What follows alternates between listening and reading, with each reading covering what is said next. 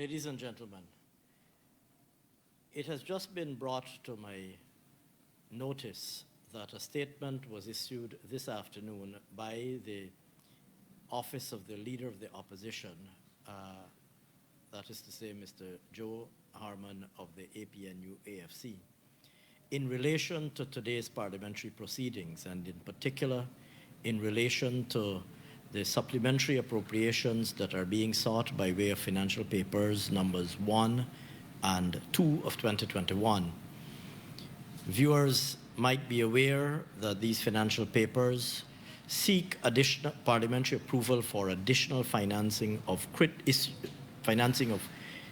a number of critical initiatives of national importance, including our national response to the ongoing floods that are affecting all 10 of our regions.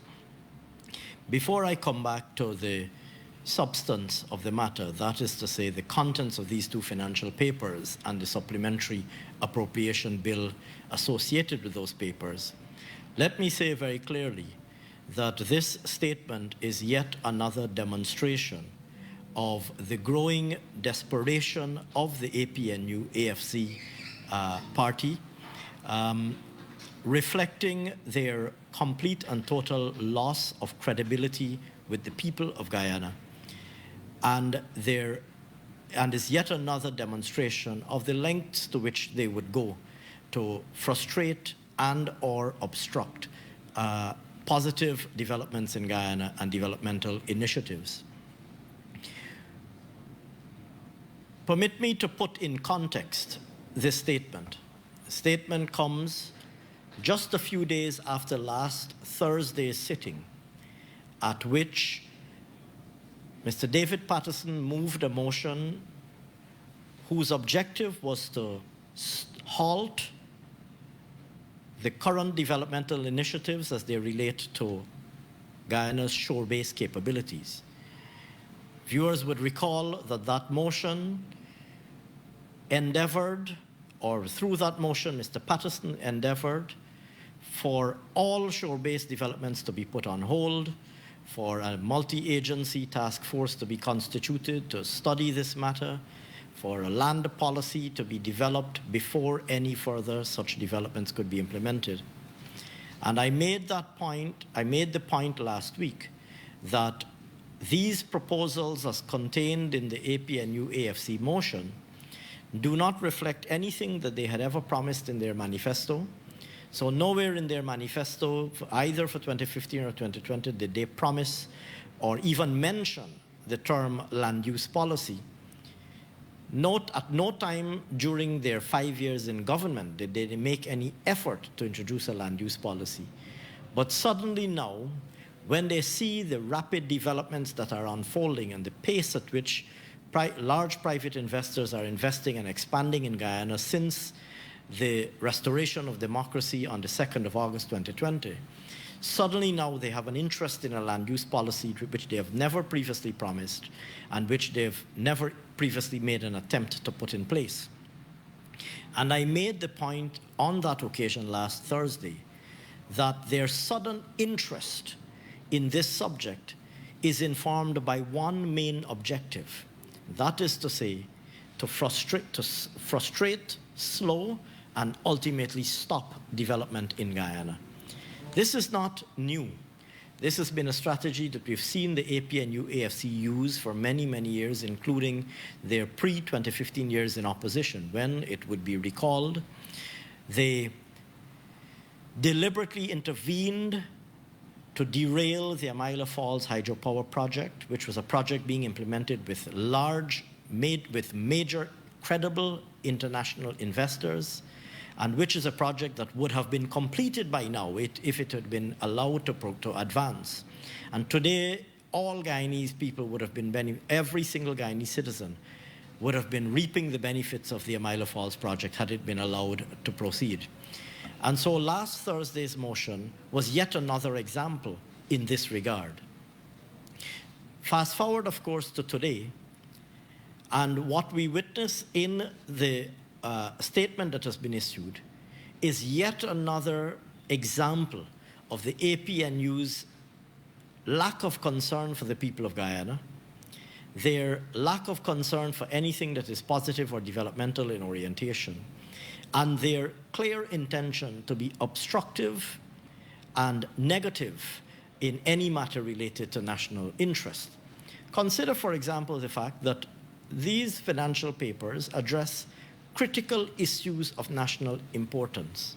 First of all, the financial papers address the question of the national response to the floods. One merely has to see the devastation that is currently being faced by persons living throughout the length and breadth of Guyana. To understand the pain and discomfort that these people, that our citizens, fellow Guyanese citizens, our brothers, our Guyanese brothers and sisters are facing in whether it is Region 3, Region 4, Region 5, Region 6, Region 8, Region 7, Region 10. We've seen the pictures. We've seen pictures coming out, and those of us who've been able to visit in person, we have seen what's going on in places like Blackbush Polder.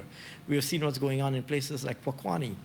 Which right-minded Guyanese political leader could possibly object to financing being provided to address this emergency, in fact, I would go further to say, which right-minded Guyanese political leader would object to financing being provided to address this emergency of unprecedented national scale? So that's the first point that I want to make, the first example that I want to give. Secondly, if one were to look at the other allocations that are being sought, almost $2 billion being sought for the purposes of rolling out our national vaccination program in relation to COVID-19. The fact of the matter is that our government has moved as soon as we assumed office to ensure that Guyanese persons are kept safe and protected from the COVID-19 vaccine, from COVID-19, by ensuring the rollout of an aggressive vaccination program. We have taken the steps, we have taken aggressive steps to secure vaccines at a time when vaccines are extremely scarce in the global marketplace. It's very difficult to source vaccines. Our government has been proactive and aggressive, I would say, in sourcing vaccines to ensure that these are deployed to protect Guyanese people. Which right-minded person who claims to be concerned about the safety and well-being of Guyanese people could possibly object to financing being provided to purchase and deploy COVID-19 vaccines? Similarly, provisions are also being sought to advance critical initiatives such as the security sector, both the police and the Guyana Defense Force. We all should share the objective of strengthening the capabilities of our National Defense Force, and the capabilities of our National Police Force should be a shared objective. I was astonished to hear the level of interrogation and the clear intention to obstruct allocations that are designed to strengthen the capabilities of the Army and the police. This is completely unacceptable, and perhaps, under normal circumstances, I might say completely surprising, but I would say, given that it's the APNU AFC that we're dealing with, I would say that this is, in fact, not in the least bit surprising.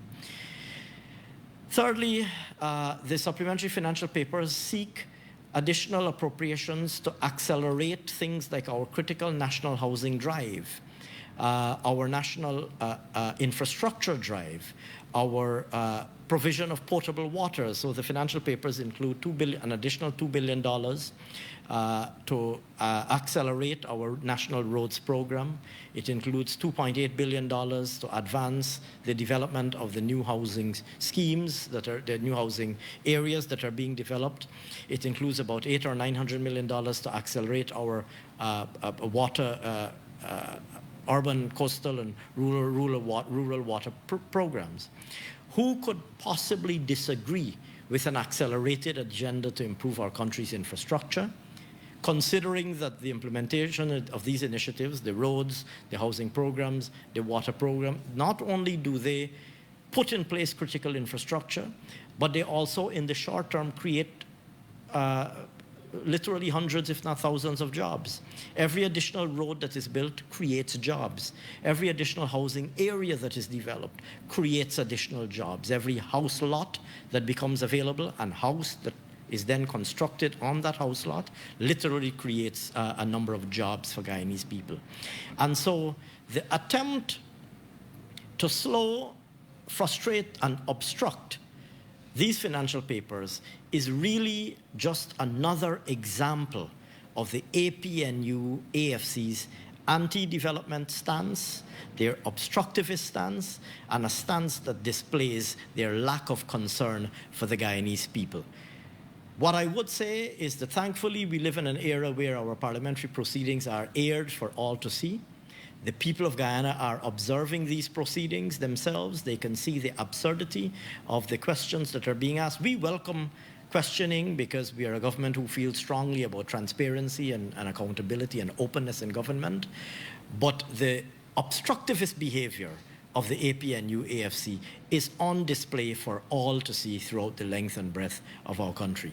Let me say definitively that our government, led by President Irfan Ali, will not allow the APNU AFC to obstruct or to block our efforts, first of all, to bring relief to the Guyanese people, and secondly, to lay the foundations for long-term growth in our beautiful country.